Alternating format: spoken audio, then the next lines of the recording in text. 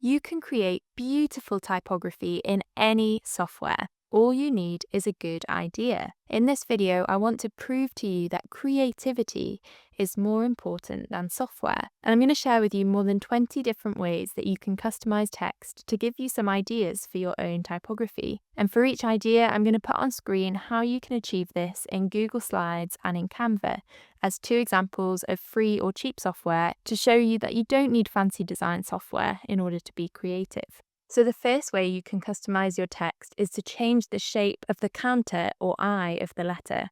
The counter is the space inside a letter, such as O or B, and the I is the space inside an E. You can cover the existing counter and use a new interesting shape instead. And you could even use it to help you emphasize the meaning of a word. Or you could add a gap in a letter, which you can do simply by placing a rectangle over the top of your text. It often works well to place a gap next to where two strokes of a letter cross over. Or try using different typefaces for different letters. This can be really effective and can make your text look more custom. Or you could change the shape of the crossbar of a letter. A crossbar is the horizontal stroke of a letter, such as in a capital A or in a lowercase t, and you can replace the existing crossbar with something that emphasizes the meaning of the word or that provides some kind of visual interest. Similarly, you could change the shape of the arm of a letter. The arm is the horizontal line at the top of a capital T or a capital E, and replace it with something that's more unique that could draw attention to your typography. Or you could remove part of a letter and add an icon. Cover the part of the text that you want to replace and add a simple shape or icon. This could be an entire stroke, or it could be a smaller part of a letter, such as the dot of an I. Or another way to customize your text is to join two letters together. This can be a really subtle way to add customization, or it can be much more flamboyant and interesting. Try adding a cutout to the edge of a letter. This works really well on bold typefaces and with long shapes like zigzags or waves. Or you could experiment with contrasting weights and italics. If you choose a typeface that has lots of variations, you have lots to play around with. Or you could add a flourish to the end of a stroke. This often helps a font look more custom and maybe even hand-drawn. Another idea is to add spurs. Spurs are little shapes that extend halfway down a letter. They're often kind of like triangle shapes, but try playing around with them.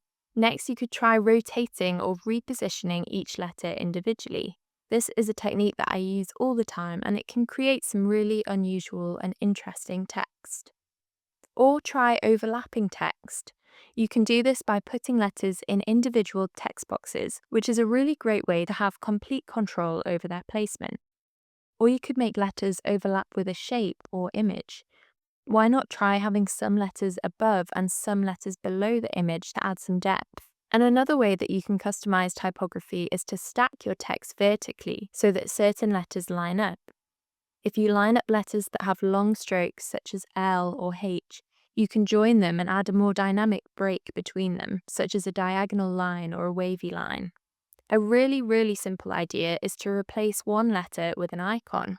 You were probably turning the O in love into a heart well before you knew anything about customizing text, and this is exactly the same concept.